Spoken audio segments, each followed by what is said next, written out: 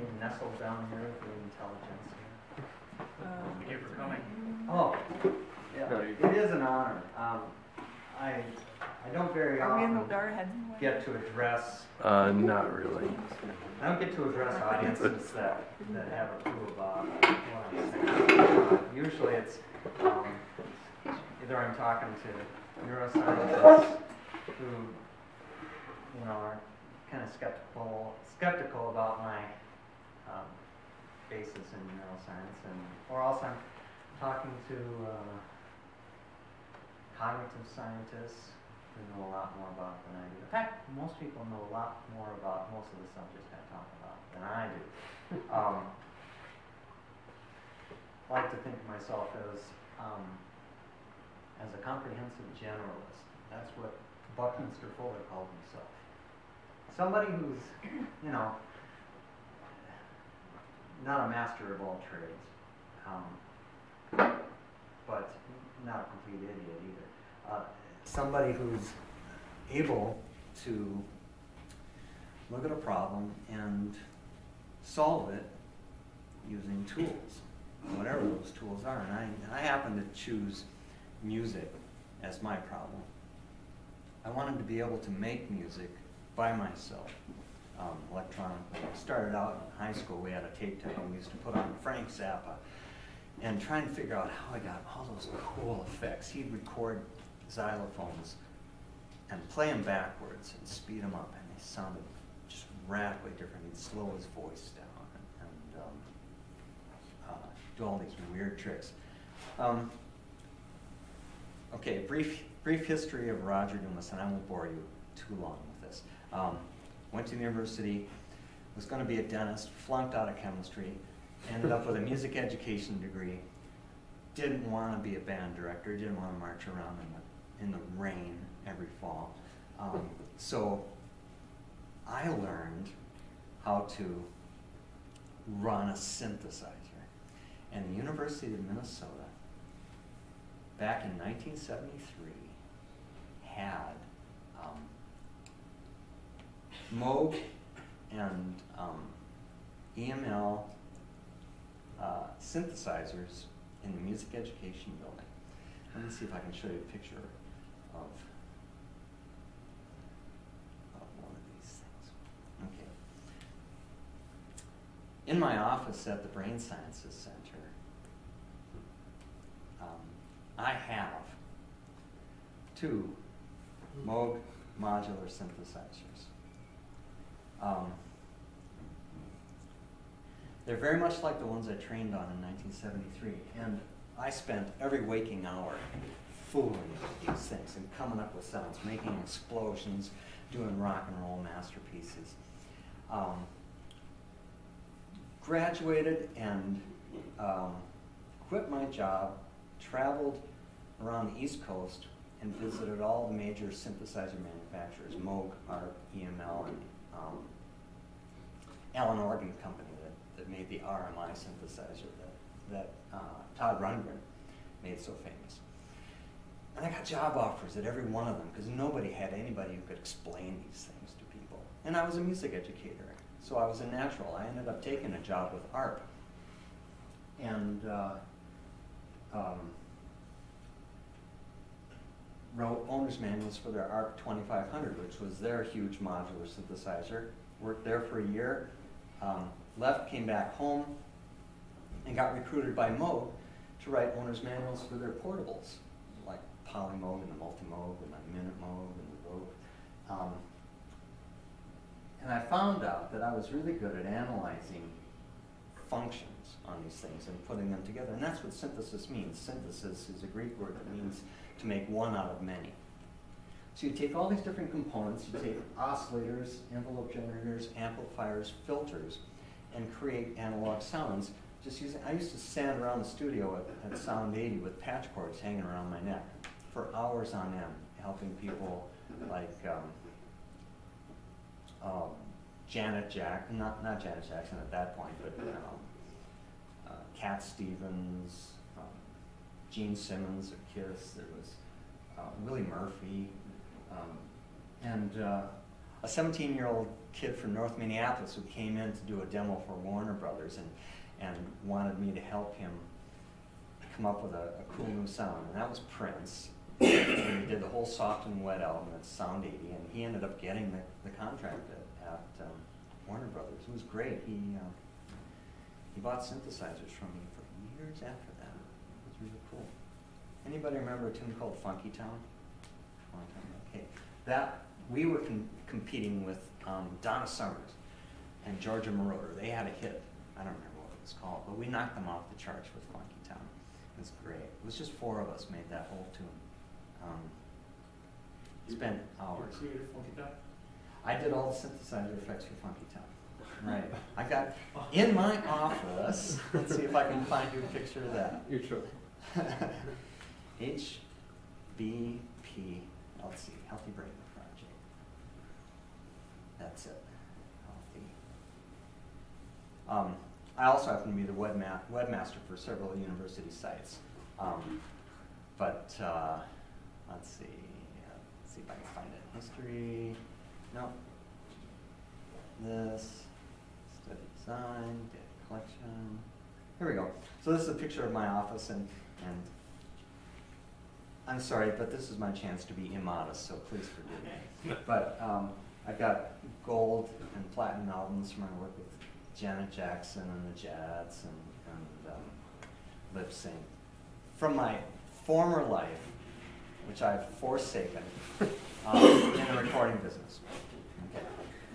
So you're all welcome to come on up to the Brain Sciences Center on the 4th floor of the VA Medical Center. You can just email me. It's simple. It's dumas@umn.edu.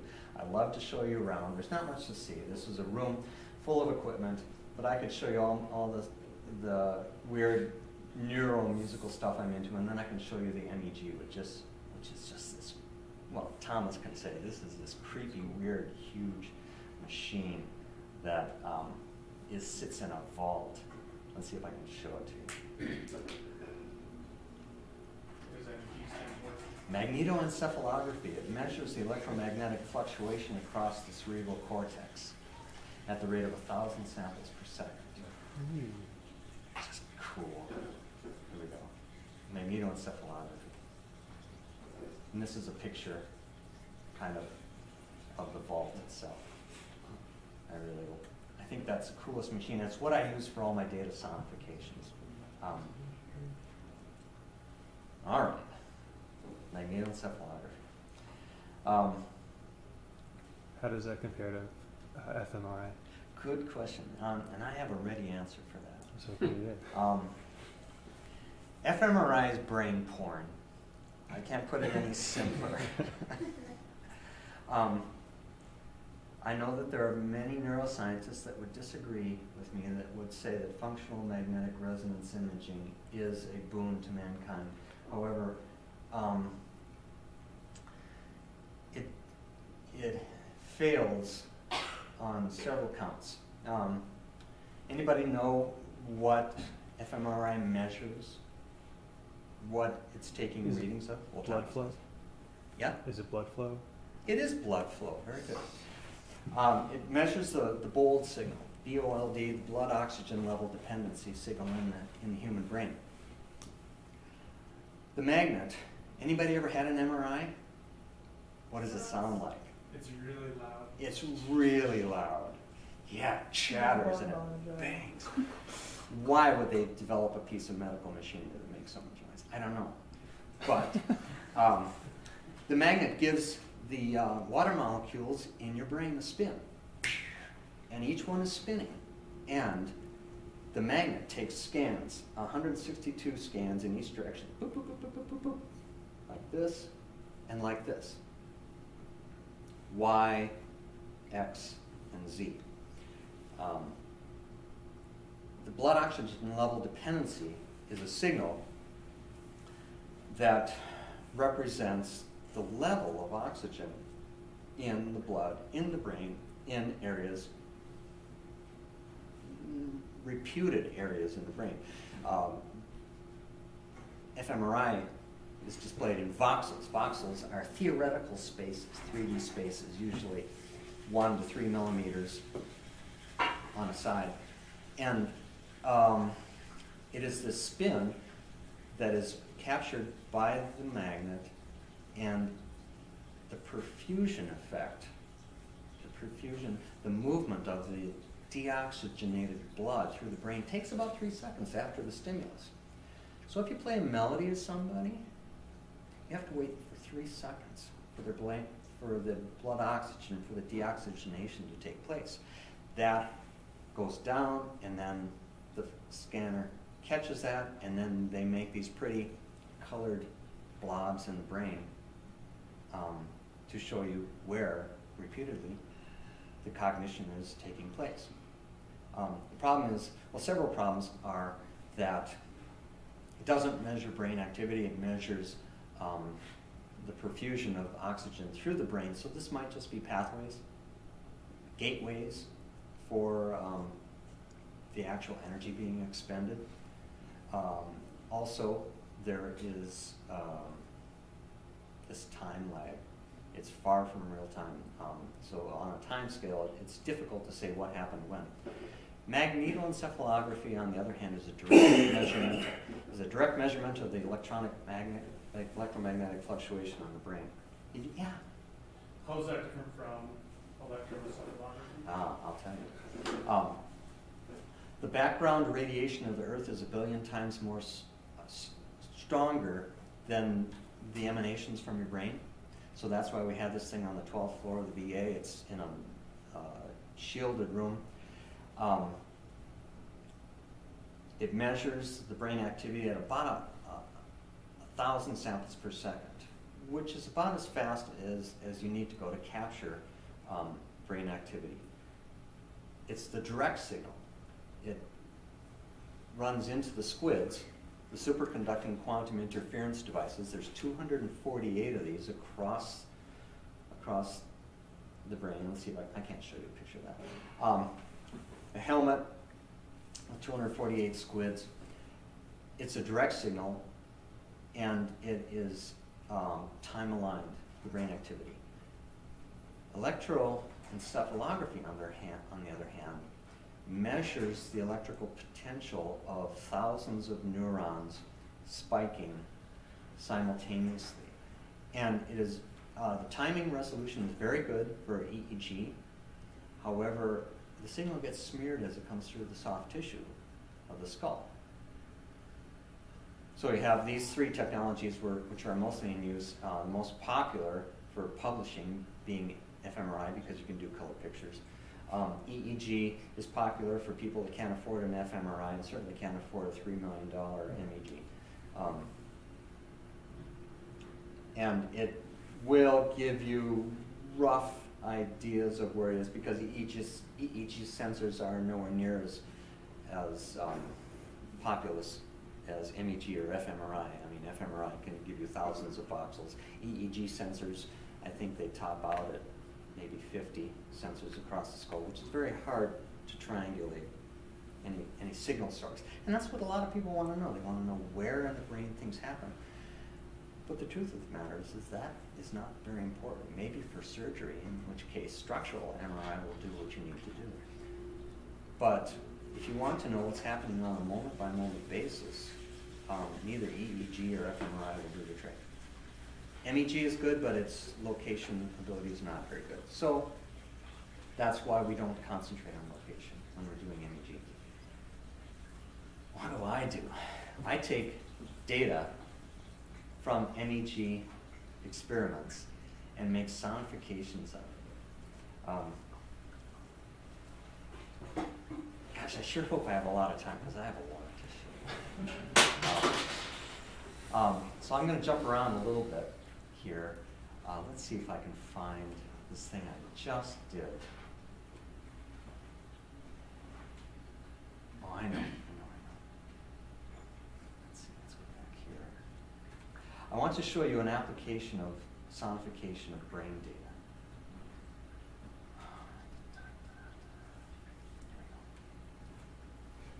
Oh, good.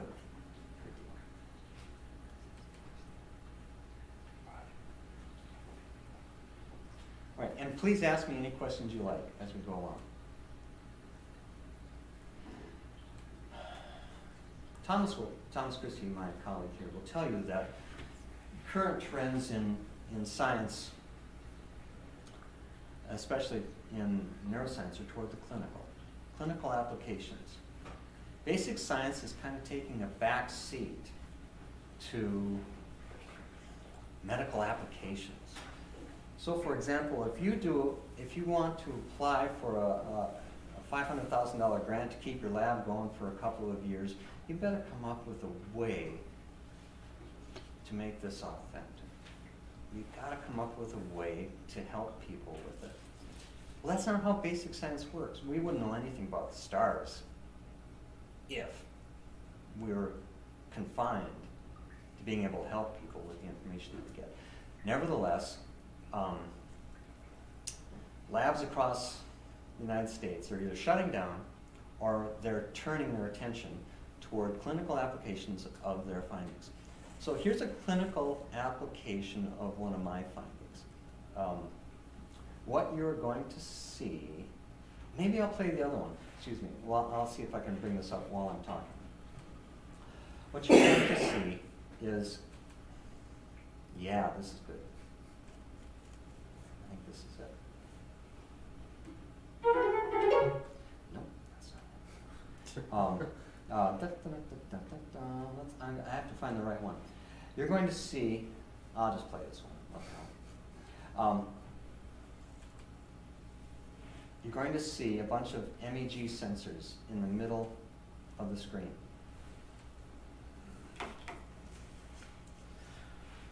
Come on. All right, so there's a white trace. It's going to go around and around and around. You'll see a bunch of green and white dots and red dots appear on the screen. This is an acquisition of data from a subject drawing a pentagon and a joystick with a joystick in the MEG.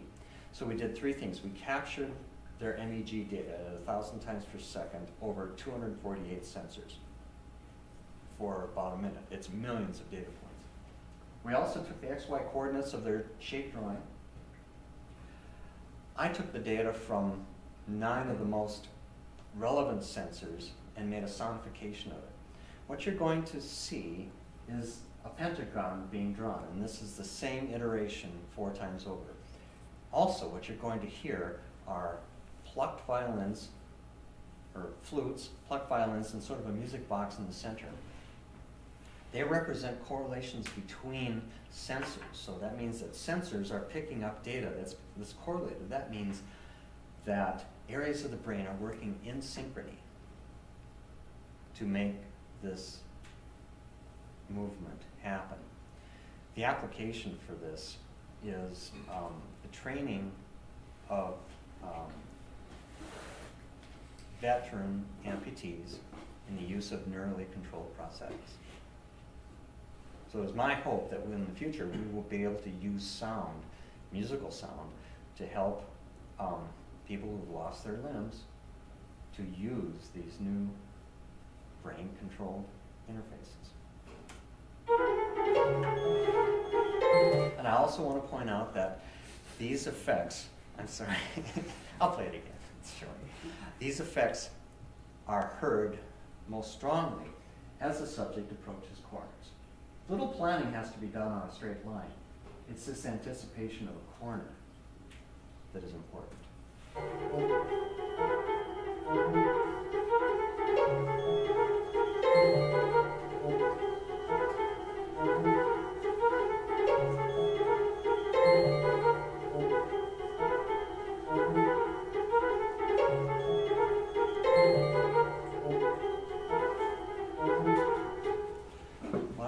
The coolest aspect of this is that parabolic flute effect on those top corners. As the brain approaches these corners, you can hear it ramping up.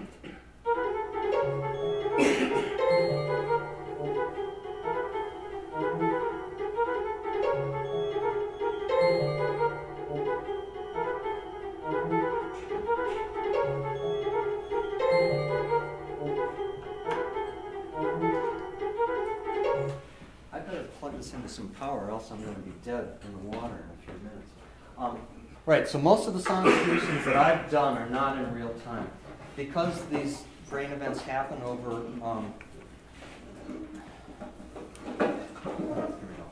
Because these brain events happen at 1,000 minutes per second, it'd be ridiculous to try and play them back at anything like real time. So we slow them way down. Okay, here's a sample of some of the sonifications I've done with a sort of eye candy visualizer off of iTunes.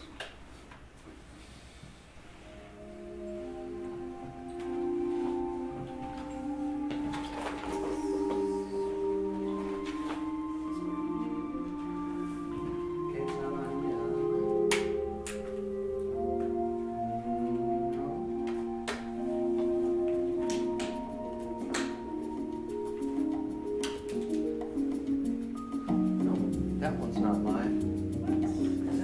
Oh, it should be. It should be. What kind of computer do you have? Okay. Yeah, you're right. Okay. Ah, interesting.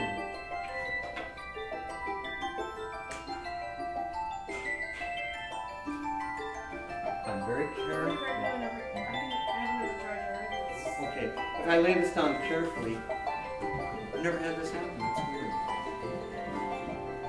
Okay.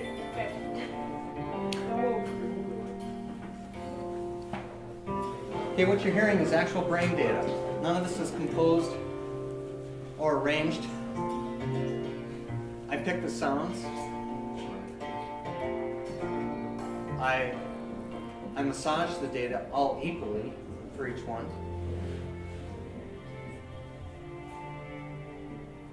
I apply effects.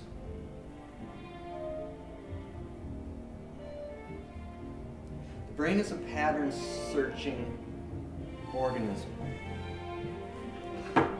It looks for patterns. It categorizes. It remembers patterns and compares them. This sounds like music because you are impugning idioms, melodic passages. You hear regularities where there may not be any.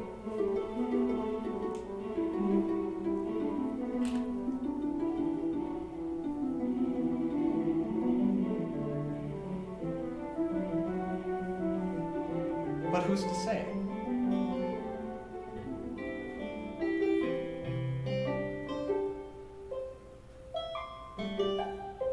There's a reason why the pentatonic scale is universal. You'll find it on every consonant. It's made up of 5 different tones. There are no dissonances in it, no half steps. And so, much music, from primitive to traditional to blues, rock and roll, based on the pentatonic scale. And that's what I use for a lot of my sonifications.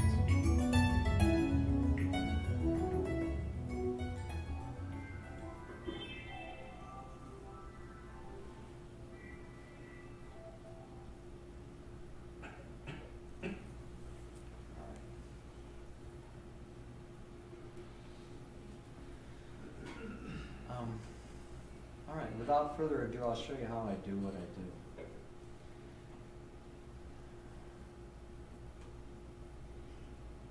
I start with data. Lots of data.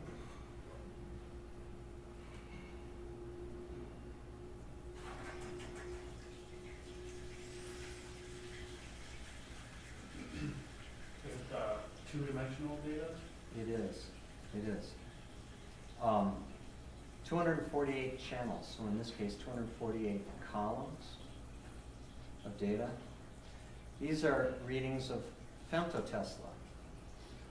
Tesla is a measure of electromagnetic force, and a femtotesla is that to the -14th power. The data that you're looking at is from a series of experiments I did with subjects. I don't know, Thomas, if you were one of those or not. I played Jesu joy of man's desiring to people endlessly for 6 minutes. These poor people. It's one of the most boring pieces of music on the planet, to me anyway. And but it's very sinusoidal, and it goes like this.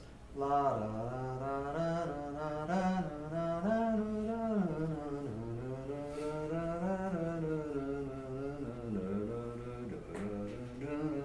and it repeats.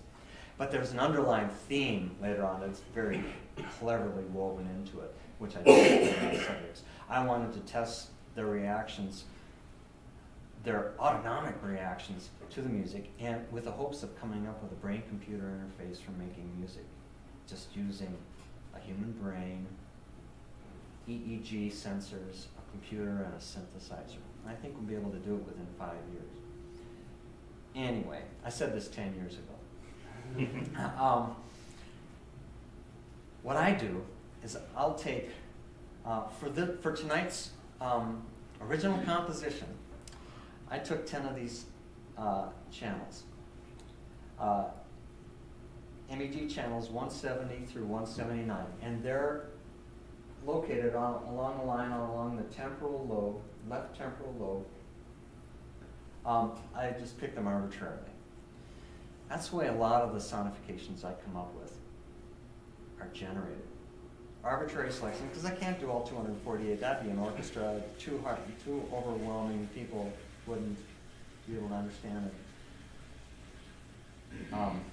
I'm always reminded of that Star Trek Next Generation episode where Data was listening to 172 different pieces of music at the same time and appreciating all of them. If only we could do that. I massage this data. So if you look at it really closely, these, I don't know, I think they run out to like 11 digits in some cases. I have to Z-transform them to MIDI integers. Anybody know what MIDI is? Okay, musical instrument digital interface.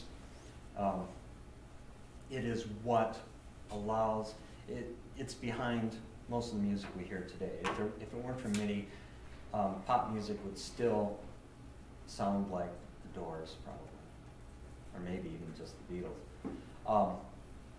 MIDI integers are numbers, depending on who you talk to, between 0 and 127 or 1 and 128. A practical range for MIDI is between 30 and 96. For most of my sonifications, I use 3-octave range between middle C, which is reportedly 60, again, depending on who you talk to, and 83, a 3-octave range, or 2-octave or 3-octave range. So I have to convert these numbers, and for this thing I just did it in Excel, figured out the range, and then added an offset and came up with these numbers, just so I could get them into Max MSP. And I'm so glad to hear that people are using Max MSP. I haven't really dug into it in about, I don't know, 8 or 9 years, because I haven't needed to, but I'd really like a project where I could go back and just sit and noodle with Max to come up with some really cool MIDI sequences. Anyhow, here we have 10 different columns of 576 integers, and in this case, these are somewhere between, I don't know, 96 and 60. I saved that to individual text files. There we go. So each one of these text files is the result of one sensor. I'm only using 10 sensors, 10 columns, 10 text files, and I put a 0 at the end, and that'll become understandable in just a minute. Okay, I'm going to close out of this. We're going to jump over to Max. I was really lucky back in 2005 to run across this Japanese scientist, and I'm ashamed to say I don't remember his name, who had been using Max to sonify gene sequences. Very cool thing. People have used this to come up with sonifications of ocean currents, music of the spheres, planetary motion, all kinds of things. You can use any kind of data you want. This is my sonification patcher. It's 16 channel, mirroring the 16 MIDI channels that are available. And what it does simply is turn integers into MIDI commands. It also adds velocity information. Every 16-bit MIDI word carries on information, note number information, velocity information, and note off information. And the second word carries the off information. There is no ongoing MIDI signal. When you play a MIDI key, when you play a key on any electronic keyboard these days, it sends a MIDI on signal for that particular note with a particular velocity and possibly even pressure. When you release it, it'll give you a note off for that particular note, note off velocity as well. Here's what I do.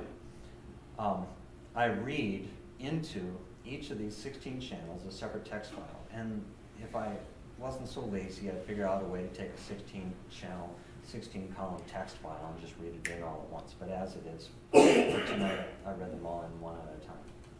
And here's what it looks like. It's the same thing you just saw. Just a whole series of integers with a 0 at the end for a stop signal. This tells the whole process to stop doing what it was doing. So the text goes in here. These are the controls, record, set going. Metro of 125, I think this is based on milliseconds. 125 will give me 16th notes when I drop it into Digital Performer, which is my MIDI sequencing and digital audio application. I've been working with that for decades. I built a program at the University of St. Thomas around it. We had a whole electronic music minor just based on Digital Performer. So I read each of these 16 things in here. They get packed together. They get unpacked, and I can add velocities here. And when you set it going, you can see all the numbers counting down. Let's zoom in. So this thing will just chug away. And if you have a ton of data, and if you're doing some opus, you can make it go as fast as you want. You can just make it go breeze right through. Each of these text items will hold a maximum of about 3,000 integers, or notes, if you will. You can put rests in just by putting a velocity of 0. In MIDI, a velocity of 0 means no note. So if you want to put in rests, it's not too hard to do. Just make sure they are in your text file before you read them in. And I'd be happy to share this with anybody who wants it. So this cranks away, and when it's finally done, I'll just stop it. There we go. It's finally done. You can write it, and it'll be a MIDI file, and we'll just call it. And boom, gets saved. Now I have a multi-track MIDI file. These are MIDI events. They're very short durations, but that's not a problem because you do all that manipulation in your sequencer application of choice. And there are many out there on the market, fewer than there used to be. I mean, back in the day we had Passport, and we had eMagic, had Logic, which they sold to Apple. Does Apple still support Logic? Anybody know? Yeah. They do? Okay, good. There was Digital Performer, there was Opcode, many competitors back in the day. Pro Tools then adopted MIDI after a while. Pro Tools, a preeminent digital audio recording system, but Digital Performer is still, in my opinion, the best, most powerful MIDI sequencer you can get, and it does all the digital audio things that you can do with Pro Tools, so why not have the best of both worlds? Okay, any questions about Macs before I close out of this application? All right. Well then, over to DP.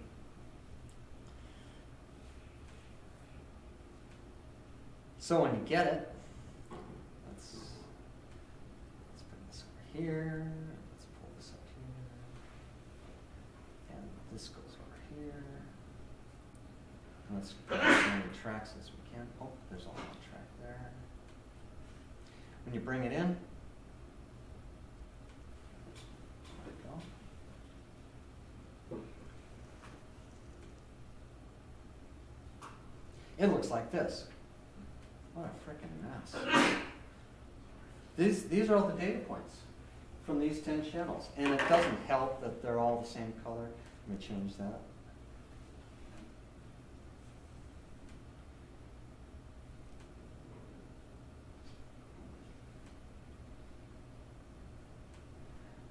All right, so it's a cacophony.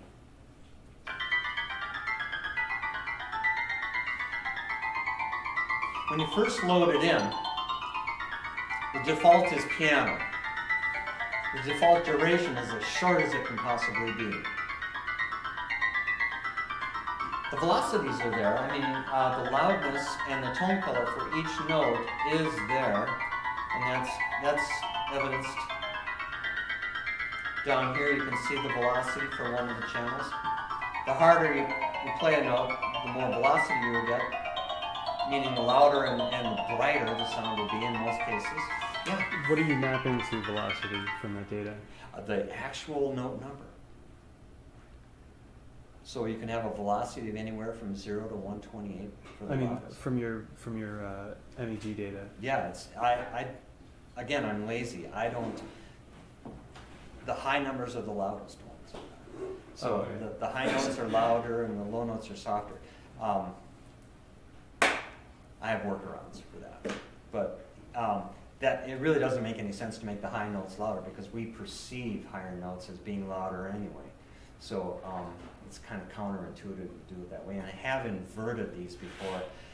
The results are not too satisfactory. But unfortunately, there are ways to manipulate the velocity after the fact with groove quantizing. You can assign a groove to this. Okay, so here's the data.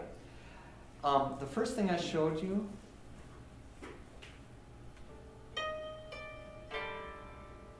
this is traditional Japanese folk music played on koto, shamisen, shakuhachi. Very simple, pentatonic scales. And there's, to most Western ears, there's no apparent melody, rhythm, theme, phrasing, idioms. It's not there. It really takes a familiarity with the particular piece to appreciate it. I don't quite have that appreciation, but I like to listen to this occasionally. Anyway, that was my chosen aesthetic for tonight's piece. So the trick is to get from this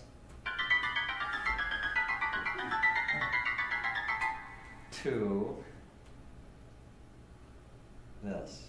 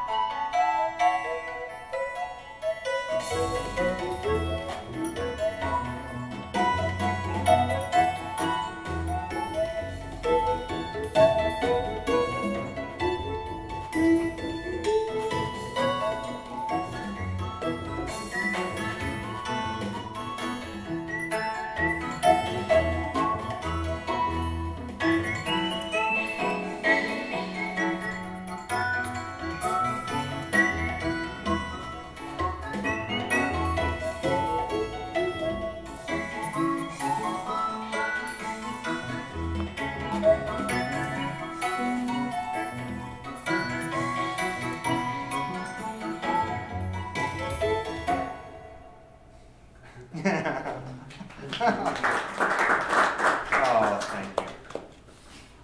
This was so much fun doing this.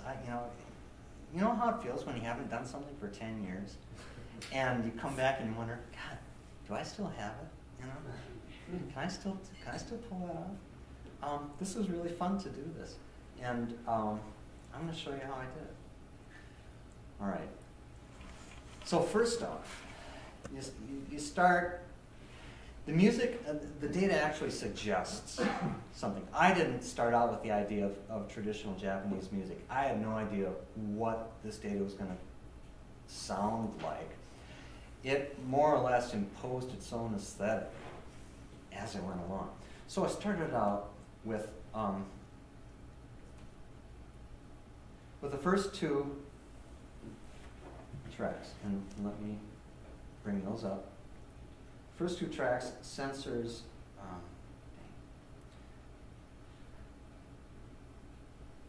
sensors 170 and 171.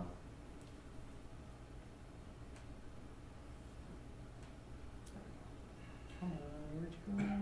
Come back. Go back here to, yeah, this is what I want the tracks.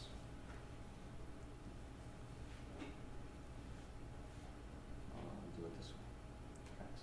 Here, these two tracks.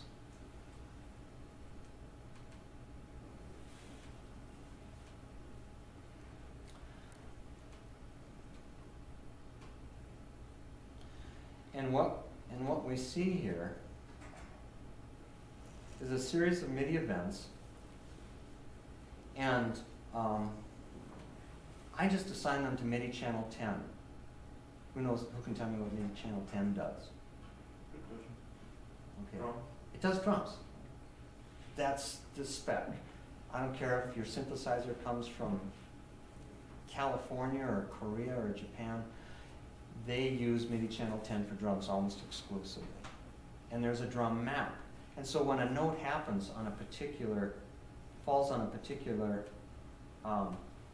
key, and if you look along the side here, you can see a keyboard. Each one of these notes represents a different drum. See if I can play it. I'll just play this thing.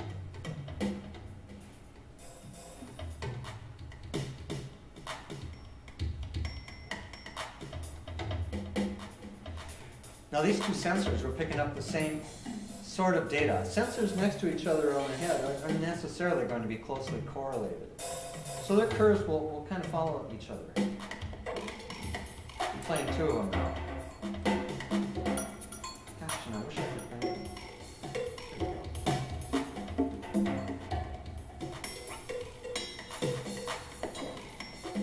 Yeah, good. This is right here.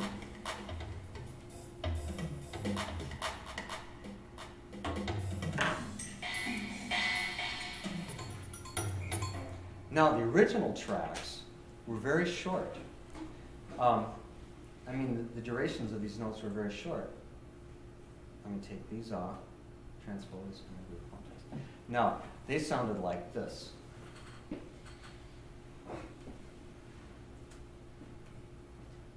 you have a question? Yes. Oh, sorry. I mean, as you said, they were very short, and we listened to the initial, the piano. Yes. At the beginning is very chaotic. Right. So those, I mean, like that length is just a result of essentially not having any information. It kind of defaults to that. Yes. Okay. So it isn't. Is either length the sort of the finished length or that initial unprocessed length? I mean, how do those compare to the length of like the actual scan recording, like in real time when you were measuring someone's brain? Good question. Each sample necessarily represents the activity over an entire millisecond. So, yeah, it begs the question, how is this sample taken? It's not an average, it is actually just a snapshot at a particular millisecond. So Okay. anything that happens between that millisecond and the next, we don't know what's going on here. We could sample faster, but for our purposes, it's not necessary. So it's a good question. Each sample is a snapshot of a moment in time. So the durations are not germane. Okay.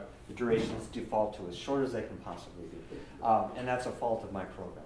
Well, no, I mean, also, I think to get at your question, these are slowed down basically by a factor of 64. Yeah, but about 150 times slower. 150, Yeah, Okay. right. So theoretically, this should be played back at 1,000 samples per second, but No. we don't do Yeah. that. Because people can't listen faster. What does that sound like, just static It sounds like noise. It really does. Because or any particular type of noise? I don't know too much about it, but I know there are different categories of noise, like pink and white and stuff. It's more like pink noise. it is because there's nothing above 1,000 hertz. Yeah, and the power for the higher frequency is a lot lower. So you get with it. So there would be harmonics and subharmonics. You know, there would be aliasing because it's a digital recording. I mean, when we take these acquisitions, each one is just a sample, so it's a staircase wave. So if you played it back as an audio wave,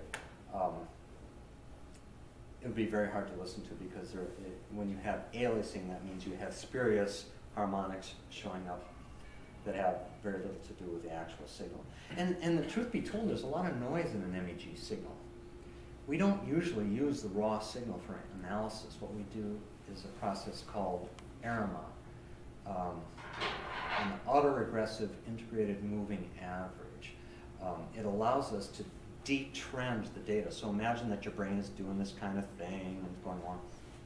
We want to know about the synchronous neural interaction between parts of the brain. How are they working in concert?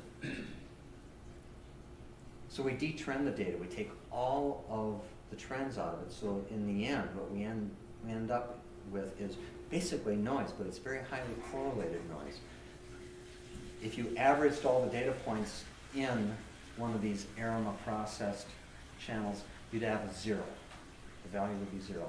So there's no trends. There's no DC in it at all. All the artifacts have been taken out. Breathing artifacts, eye blinks, you name it. We get rid of it. Oh, jeez. Okay. 25%. Come on. This is very weird. Do you got replacement? If you got one for a Mac Air, yeah. Well, I think I might have solved the problem. I have a little wire tie here that I can maybe fix the problem. All right, I'll put it here just in case. I appreciate it.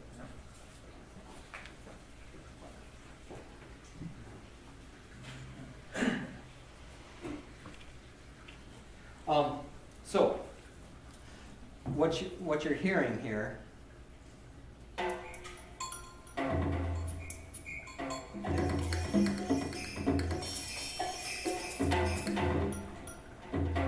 has been transposed. If we listen to the originals,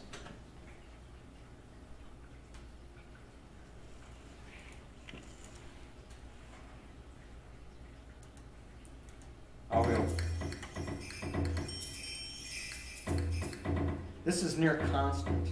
If you look at the screen, you can see each one is the same length. Okay.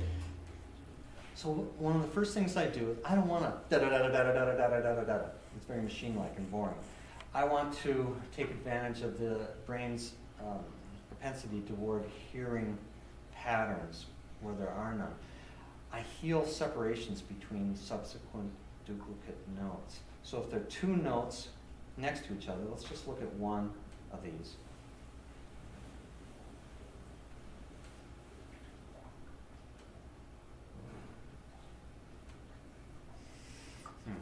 Okay, please. So, one of the first things I do is I go in and I change the duration. And I move all the releases, the back part of the note, to the attack of the next note. I select them all, change duration, apply. Okay, now you can see that they've all become longer. I'm going to zoom in a little bit here. Next, I select all these guys and I heal the separations. Okay? So now we have notes of different length. Some of them are 3 notes long, some of them are just 1, some are 2. Then, secondly, I scale the durations, so they're not all right up next to each other. And this works better for bass than it does, for percussion. Percussion, it doesn't matter, because you hit a note, there's no sustain on a note. But just as an example of how this works, I'll change the duration to 75% of that. And notice they all scale back a little bit. Now you can't really hear this very well, so I'm going to go back to our end result, these 2 tracks, and play it.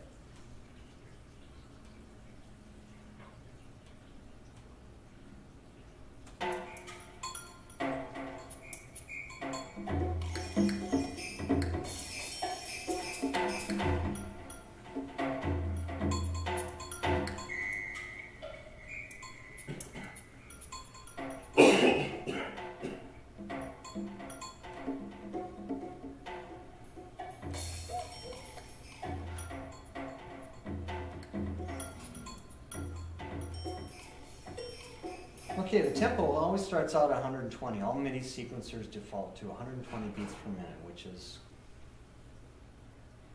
2 times every second. It's a marching tempo. I don't know why that is, but it is. So this is what you would get when you start.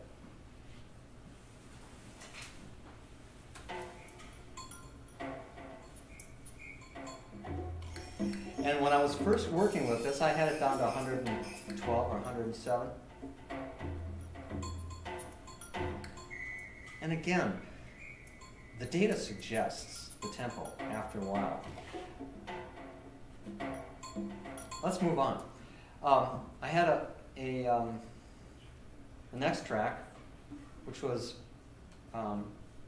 sensor number 172, and I thought, why not progress like I do with any of my rock compositions?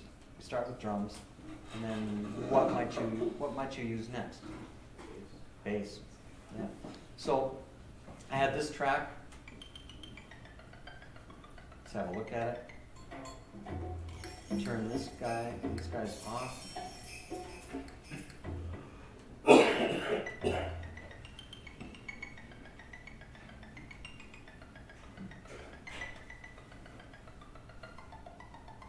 That's the track I was going to turn into bass track. So I did several things to this.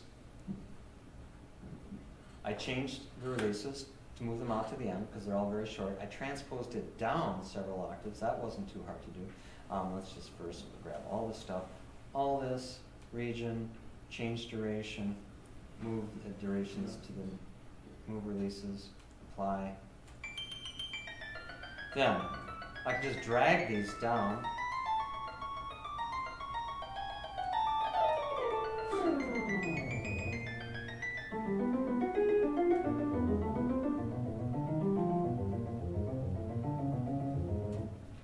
Select all, heal their separations.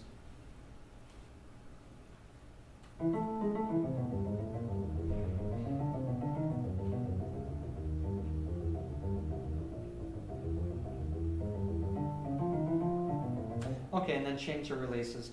The end result sounded like this. Take that off.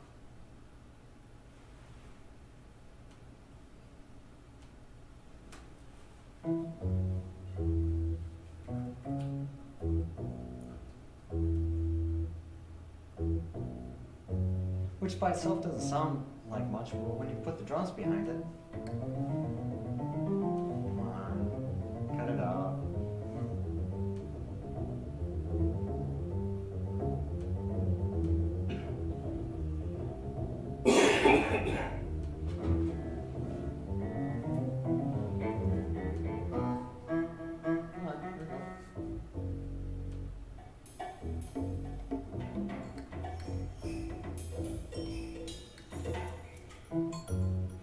Another trick I use is group quantizing. Digital Performer has this cool function where it has professionally created grooves.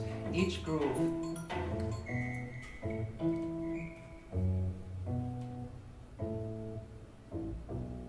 has in it controls over velocity, duration, and timing. Each one of these represents a 16th note in the first bar of a 2-bar groove. And the positions of these vertical lines indicates the timing from normal, which is down here, to delayed or anticipated. Velocities are up here, and durations of the notes are down here. So if you wanted to recreate some cool jazz piece, and you determined what their groove was, or you found a groove in here that you liked, you can impose this groove on every track so that it'd all be tight. Of course, that would sound rather machine-like, so you do slightly different grooves for each one of these tracks. But if you put the grooves on the drums and the bass at the same time, you get something that sounds like this. Back to the beginning, bring up the drums.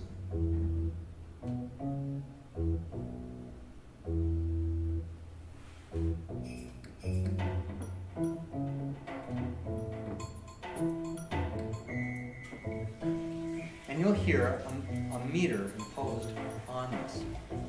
Let's crank it up a little bit.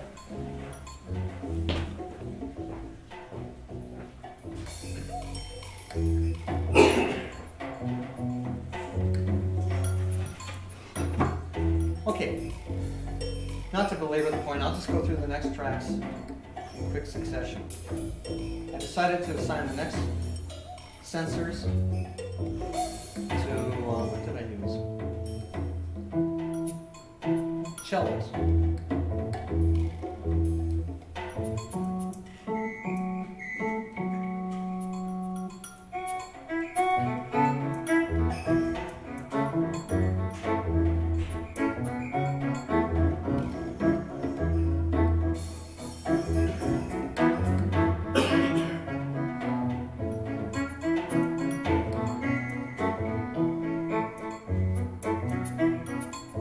Speed this sucker up to 130.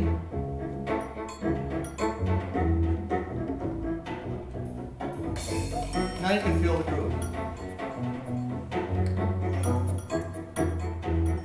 It imposes velocities.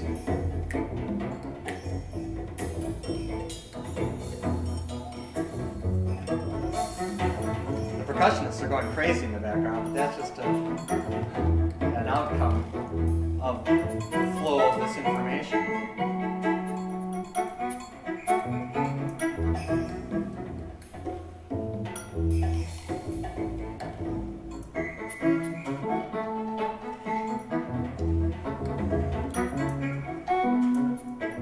Alright, for these next two, what did I use for these next couple? I think I used flutes. A shakuhachi flute and a blown bottle. These are general MIDI sounds. These are all just general MIDI. You find them on every computer. There's nothing special about them. These became the melody.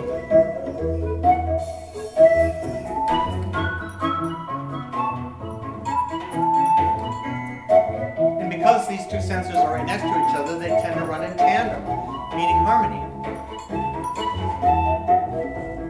It's very important for me to point out at this point that I used transpose, a very important function if you want to make music. If you don't care and you're doing Schoenberg, 12-tone rows and such, you don't have to transpose. I prefer to have a key in the music. It has to be accessible. The reason behind musical, my purpose for musical sonifications is to allow scientists to hear patterns in brain activity and remember them. We remember music much better than we do most serial information. Some say that in Alzheimer's and in other forms of dementia that musical memory is spared. That means that you don't lose it. Not necessarily true. That's anecdotal, and as we all know, the plural of anecdote is not data. So somebody tells you, oh, my aunt, she's in this nursing home and she can't even feed herself, but she can sing Mersey-Dotes like a fool. She can just belt out show tunes from the 1940s. It's amazing. Now this is anecdotal. People do remember the music from their formative years. It's no surprise. But in tests of memory, music doesn't fare any better than language. All right. So in this case, what I'm doing, I'm applying an A minor pentatonic diatonic. Here we go. An A minor diatonic, that's it, just an A pentatonic scale to all the music. So that means it won't play any notes other than A, B, C sharp, E, and F sharp. In the key of C, this would be C, D, E, G, and A. Pythagoras is reputed to have come up with this idea, but actually the Babylonians had it 500 years before Pythagoras did. All right, so we added these. And then I noticed something very weird about the last 3 sensors. They look like this. The data from the last 3 sensors looks like this. Look how different that is from the data from the first 2 sensors. They're almost inverted. And so if there was a single source in the brain producing this information, it's altogether possible that a sensor over here would be reading a negative value while a sensor over here would be reading a positive value. That's how dipoles in the brain, or 3D locations, are determined. So these were running counter to the rest of the information. So I thought, well, let's make them their own section. I'm going to make them into koto, shamisen, and banjo. And let's let them do their own thing off in the background. So here's what they sound like.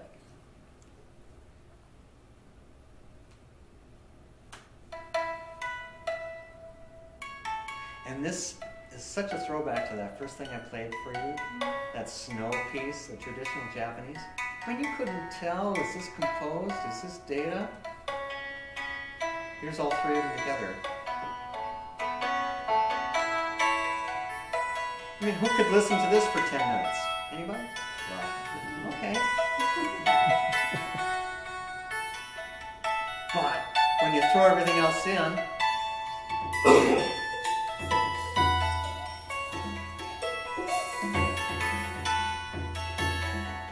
it starts to make sense. Your brain entrains. If you're good at reading, you're good at entraining your brain to rhythm. In fact, they've determined that people that can play along with a metronome are much better readers, because you're putting these placeholders in your brain for everything you read. Bass. Back to the beginning. Should put a little on.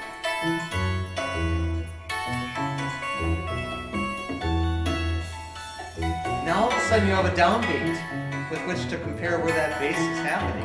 And sometimes it happens and sometimes it doesn't. But when it does happen, it confirms your perception that this is music.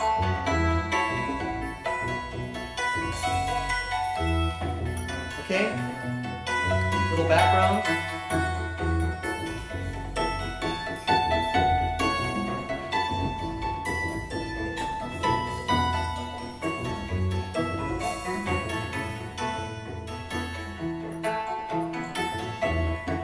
Finally, the melodies.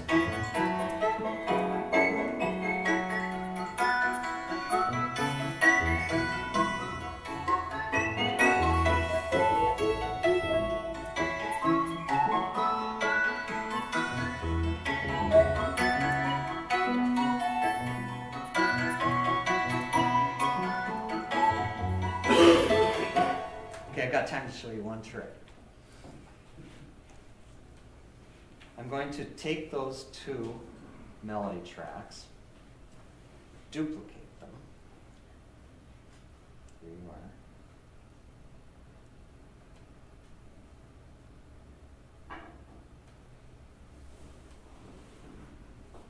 And delay them.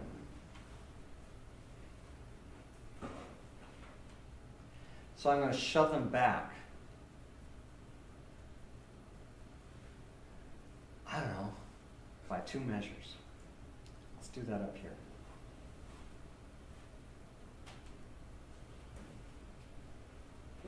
Or actually, we could probably do it in tracks in the MIDI one. I'm going to do, what is it? No, 170.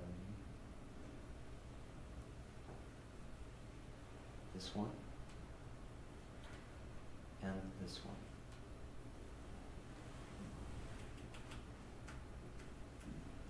Okay, I'm going to quantize it to quarter notes. No, I'm going to quantize it to 16th notes. Control my movements. And run it back 2 beats.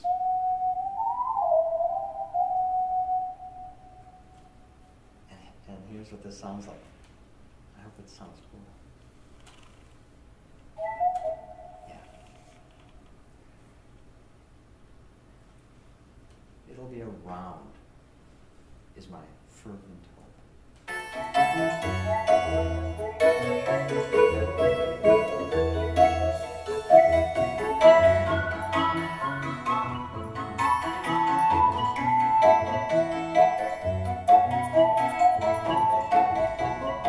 It's like an echo.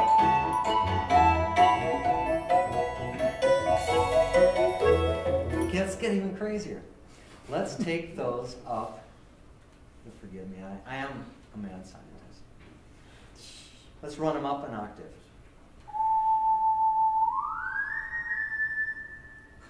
And we try it again. Should be able to do this.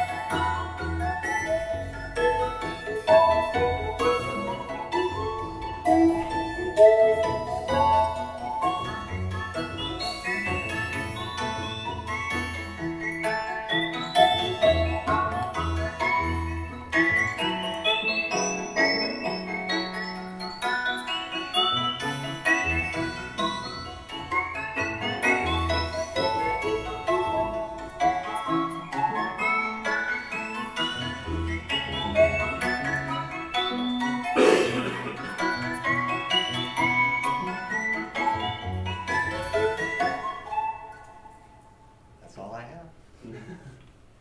Thanks for coming.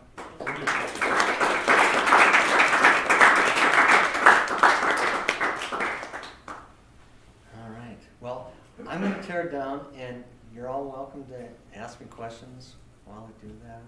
And, I have a couple of questions. yeah. So what would you say that is about this data set that allows you to get this type of results? Or could you get these results with data sets taken from other sources like stock market or, is it Yes. because it's highly correlated? Yes, it has to have a certain amount of autocorrelation.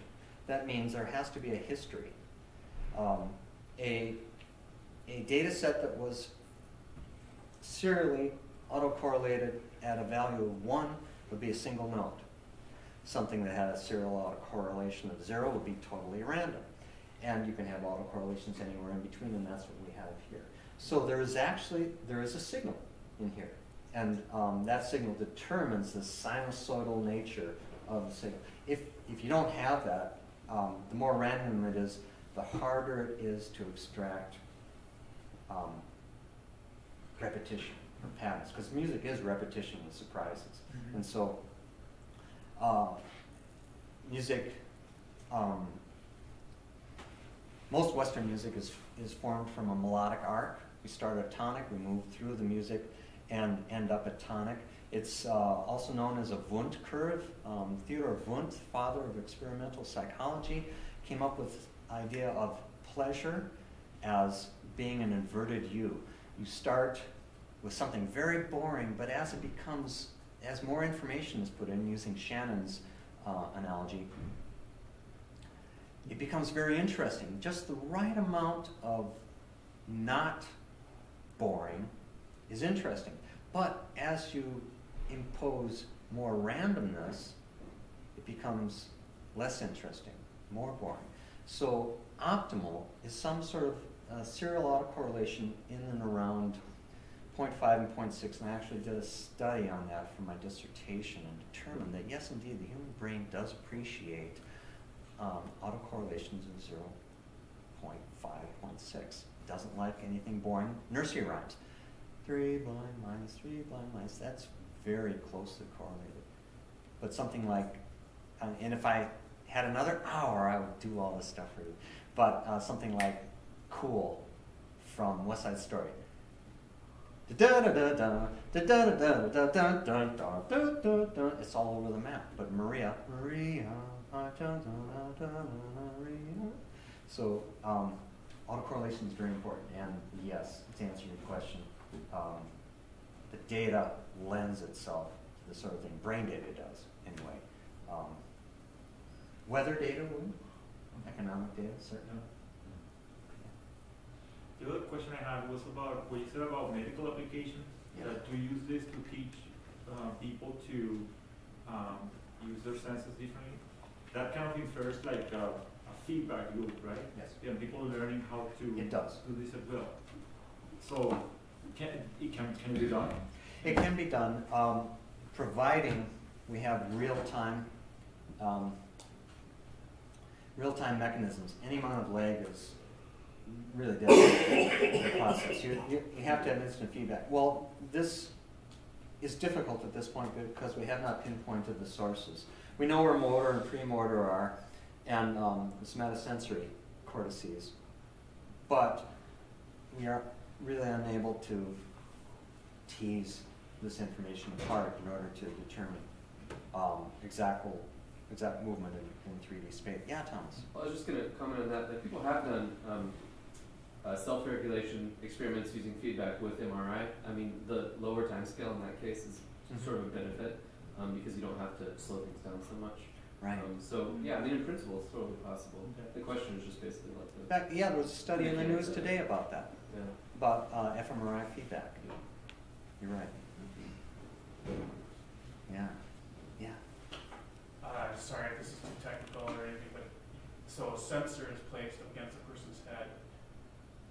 Does it read a signal? Is it like a line that goes through their head and it picks up any signal along some kind of line, or is it just like a localized region near the sensor? The DEWAR, D-E-W-A-R, which is this huge hairdryer type thing that is the MEG, contains, there's a cavity. This whole thing fits, actually you slide the subject into it, fits around the head. In fact, we have actually filled plastic bags full of expanding foam, the same kind you fill cracks in your house. We shoot that in there and stick their head in this, so their head is completely immobile. It doesn't move a millimeter. The signal is so small that any movement will, disrupt the acquisition. So the signal that it captures comes from an area that's really only a few millimeters deep. I mean, the cortex, the neocortex, is just a gray covering that covers all the white matter, but it's where your cognition happens. Anyway, to answer your question, it is not a beam. The signal is generated by a very small 6-layered column of pyramidal neurons in the cerebral cortex. And so you have as many neurons, more neurons in your brain, or more, I should say more synapses, more connections in your brain than we've been able to count stars in the sky. So there's a lot of stuff happening in there. The Actual activity that any particular squid picks up is the result of about 10,000 neurons firing synchronously. You had a question back And there. so earlier you showed a visualization and sonification of brain activity while someone was drawing a pentagon. Yes, But was that real-time brain activity at a lower that was. fidelity? It was real time because we wanted to tie it to the joystick movement. So yes. Okay, so that's just maybe every, so you're not every 1,000, not No, 1,000 no, no. seconds. Right. A few a second. You're right. That they were averages over longer time periods. Is Right. that, okay, so, and was that post-processed, or does that have the potential to be done in real time? to This is provide all the data? post-processing. Okay.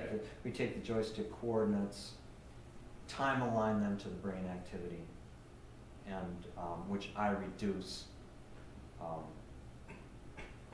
by averaging over epochs. Because, you know, it's up to me how many notes per second I play, Mhm. and so I choose those data points or those average windows that are most salient. You could do that in real time, though, right? I mean, Yeah, you wouldn't have I as think- much time to kind of tease the data around, but Right. You could But- use like a low-pass filter and then quantize it and pass it to a synth, I would think. You could probably do it in real time. There are actually analog outputs on this thing. There's 8 of them, and we could take the analog signal if we wanted to. Otherwise, we'd have to and quantize that so we get stepwise commands coming off of it to drive the synthesizers. Yeah, it could be done. It could be done.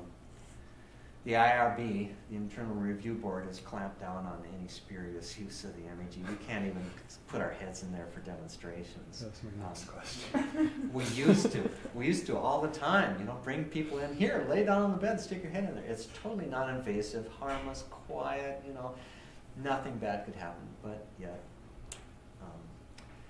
the authorities won't allow us to do that anymore. Let me show you something really cool, if you don't mind. I mean, I've got tons of stuff, but I want to show you how far we've gotten on prediction.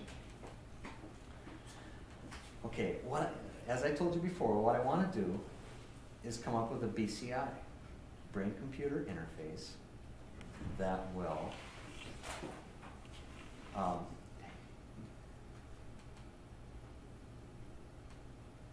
allow you to play music without having to learn a musical instrument. What a concept. It's the think method, right out of the music map. All right, we played the Pink Panther to the subject. It was me.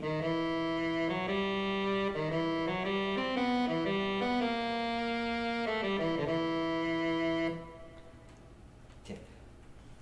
If any of you know of a statistician, somebody who's good with big data, I want to talk to that person, because a lot of the analysis of this data that came up with the prediction I'm about to play for you was done by grad students back in 2006. Those people have moved on, and they did not leave me with any of their programming. So not only were they working by themselves on my project, and you know, I'm remiss, I didn't pay a lot of attention to it at the time, but they were working in Fortran, which is our director's favorite application, and he's a whiz in Fortran. I mean, he can make data jump through hoops with this thing. But I never learned to use Fortran. I never will. I never will. I'm too old. And I might be able to use MATLAB to achieve the same thing. So we crunched all the data, did a linear regression against it, came up with coefficients for every note value that would convert the data during that epoch into a MIDI command that would be close to the original. This is our prediction. This is the melodic contour that we came up with after this linear regression of all 248 MIDI sensors.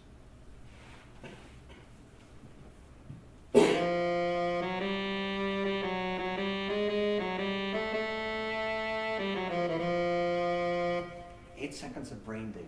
That's all that was. Here's what they sound like together. Show you how close we were. Now,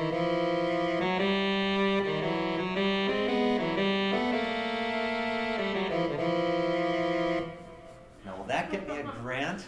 I don't know. I don't know. If I can't prove that I can recreate that, I'm screwed. I mean, we did that with a Bach cello sonata.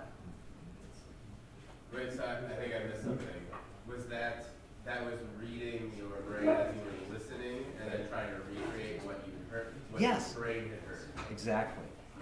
I was just recreating what my brain heard. We just captured my brain while I was listening to the Pink Panther. 8 seconds, one trial. The NSA might be interested. Yeah, or DARPA. Maybe. Maybe. Anybody work for DARPA in here? All right, so I don't know what you guys usually do after 8:30. Do you just keep going? Well, Susan will eventually kick us out, but until Okay. she does, All right. I'm fascinated, so I have to stay. All right. Okay, I'm going to show you some other stuff. This is just a graphic. This gives you an idea of what the sensors look like. This is an example of where the sensors are in the MEG. There's 248 of them. These are dipoles. These are areas in the brain. So flashing dots are sensors. Yeah. So the little cubes are sensors. Let's move in on this.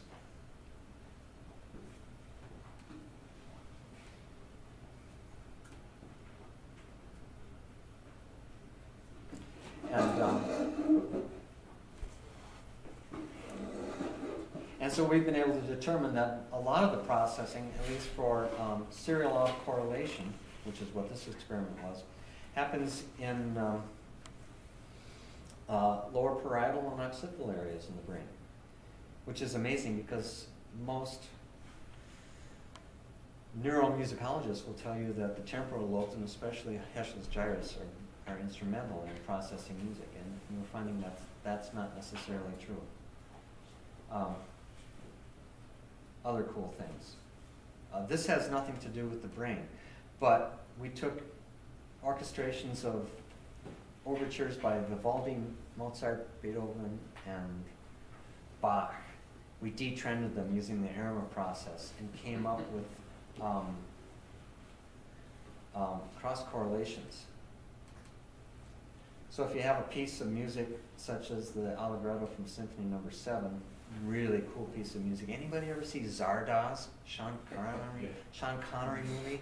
If you ever get a chance, look up Zardoz. It's this cool, freaky, low-budget sci-fi movie. Sean Connery plays kind of an intelligent caveman in it. But they play the second movement from Beethoven's 7th Symphony to great effect in this movie. Anyhow, we took this, detrended it, and ran cross correlations between the instruments and came up with this information that flutes and oboes and clarinets and bassoons are all highly positively correlated, as you might expect, but trumpets and French horns are very highly correlated with the timpani. Very strange. But not when you consider the history of the instruments, because the martial instruments, royal instruments, were always brass and percussion. They got to play in the castle. The only reason we have modern symphony orchestras is because the poor guys out on the barricades with their chrome horns and sackbuts, their job was to make noise when any intruders approached the village or the town. So big, log walls, and these guys were sitting up there above the gate, and when they'd see a stranger coming, they had to make all kind of noise. They weren't allowed in the castle. That's where all the trumpeters and the snare drummer, or the drummers were playing. Well, after a while, these guys got so bored up there on the barricades that they started playing tunes together and doing their own harmonies. And eventually, they got so good at it, villagers started gathering around the main gate to listen to these guys, and they were eventually invited into the castle. And subsequently, the Mannheim School, I don't remember where it was in Germany, but instituted the idea of ensemble playing for wind players, and then added string players, viola da gambos, and stuff like that.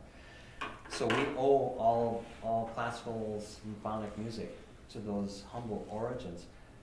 And as a result, that history is mirrored in the organization here. Well, this by itself doesn't look like very much.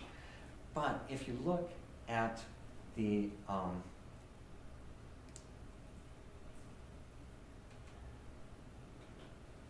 not that. No, don't open that. Get away. Anyhow, I will show it to you in 3 dimensions. Maybe I can't even do that. I'm going off road now. So, got that. Anyhow, cut to the chase. We did these analyses of Mozart and Beethoven and discovered that their earlier arrangements had cross correlations all over the place. Violins were driving the timpani and the contrabass and the woodwinds and the string and the horns and everything. Both Mozart and Beethoven, as they progressed through their careers, simplified their arrangements. Maybe not even consciously. These represent archetypes or skeletons upon which these composers would place their notes. Preconceived ideas of how they wanted their orchestral sections to interact.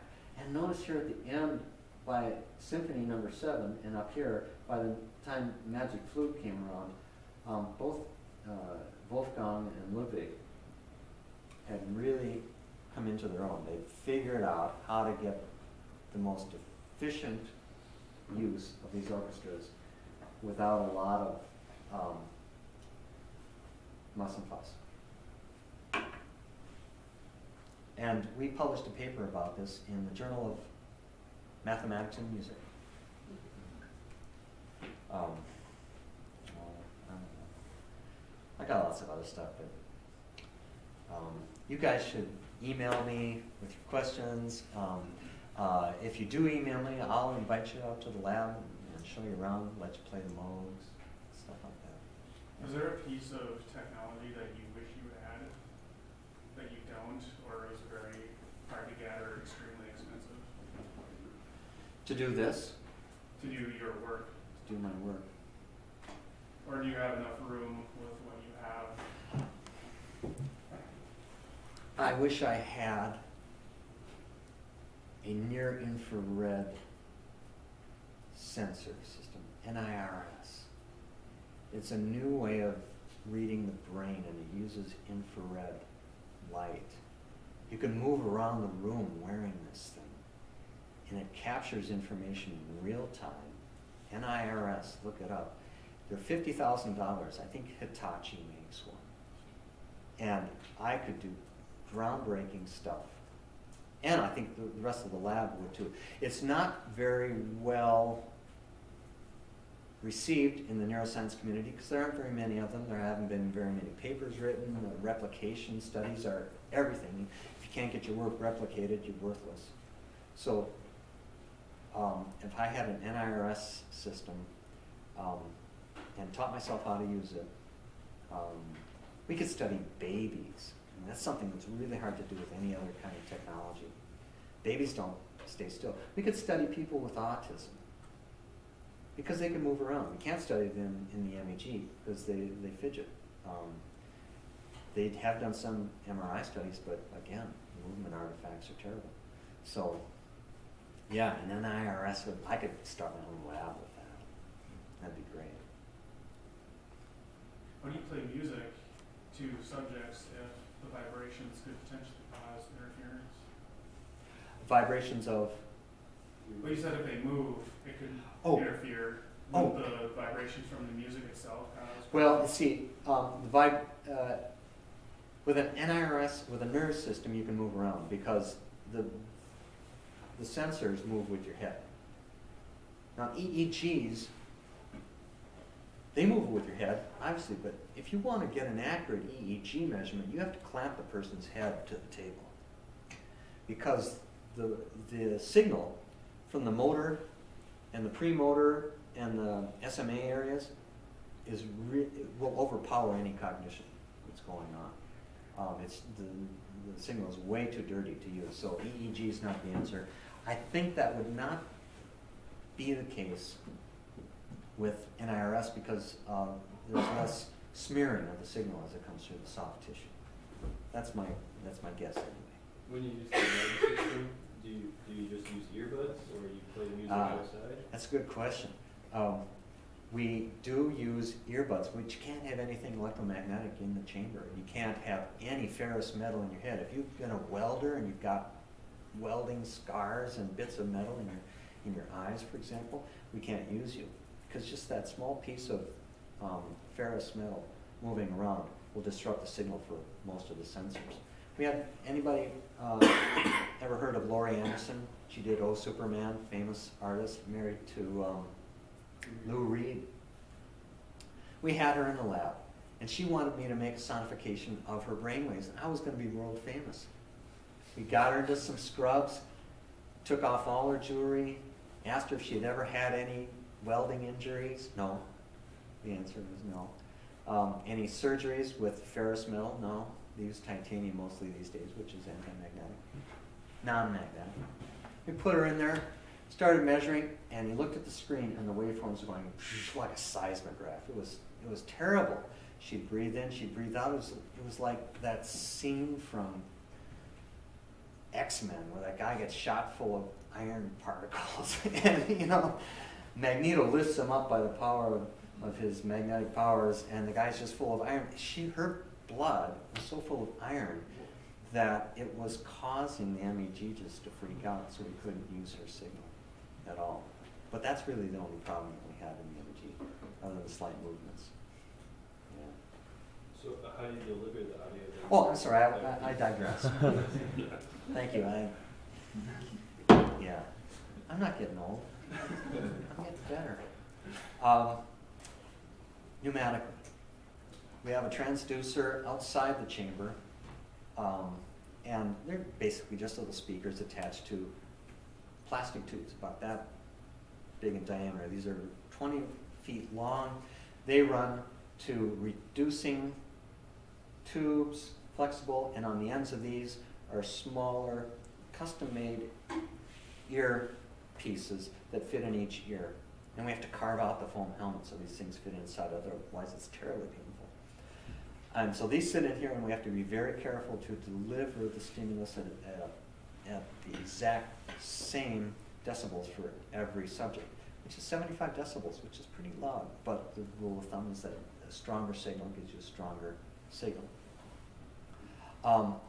There is a delay. There's a 21-second delay from the time the transducer produces the sound to the time it hits the eardrum. So we have to account for that when we timeline the data later on. We have to actually move the brain data forward by 21 milliseconds. So otherwise everything's off.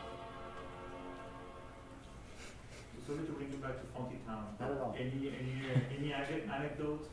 Oh, yeah, well, if you remember the tune, you remember there's a robot voice. Yeah. And they go, gotta get me moving, get me moving. I was working at Sound 80 as the resident synthesis rocket scientist, whiz kid. And Cynthia Morgan, the vocalist, had been hired by Steven Greenberg, the producer, and the drummer for these sessions, to sing this part. And he had written it in a key that was just at the edge of her range. And she was in Studio B at Sound 80 and singing, oh, gotta get me moving, get me growing with some energy. She couldn't hit that note to Steve's satisfaction. And I was back in my office, and they worked on it for half an hour, and she was burning out. Steven came back to my office and said, God, I'm dying here. Do you got anything that will help us get through this? And I said, well, I've got a Moog vocoder here. And we'll use that. He said, well, great. I said, I got a multi-Moog here. I'll just run that in as the programmer, as the carrier, and we'll plug her voice in as the program. And then you play the notes on the multi-Moog, and at the same time that she sings. And then it'll come out like this robot voice. And man, we just really only did a few takes, and the effect was astounding. And people hadn't really been using vocoders up until then. You know, Laurie Anderson used one for Oh Superman, but it was a novel idea, and it just clicked. Some people say that made the tune, and it was all just kind of just to fix a problem. You know, we were going to put it behind her voice like a malt.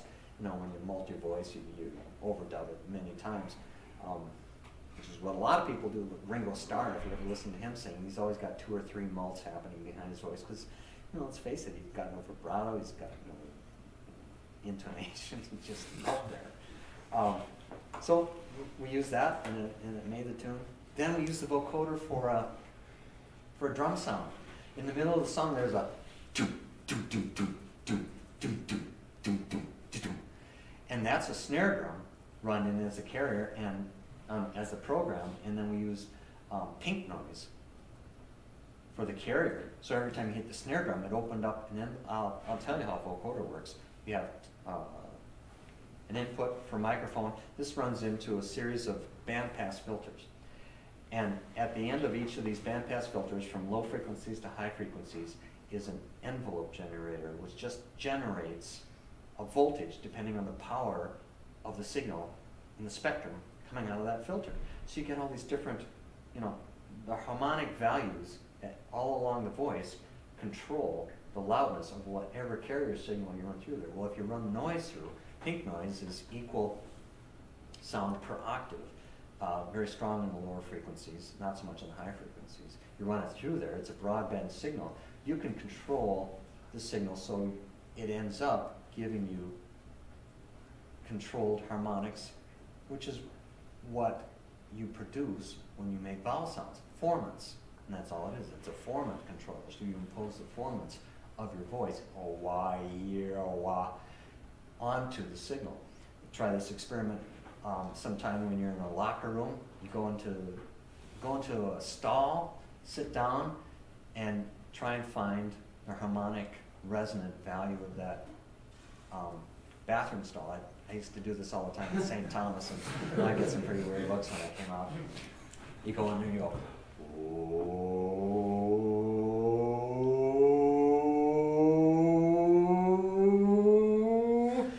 and you'll be surprised. You're going to hit that note, and you're going to make the whole bathroom just resonate. It's the coolest thing.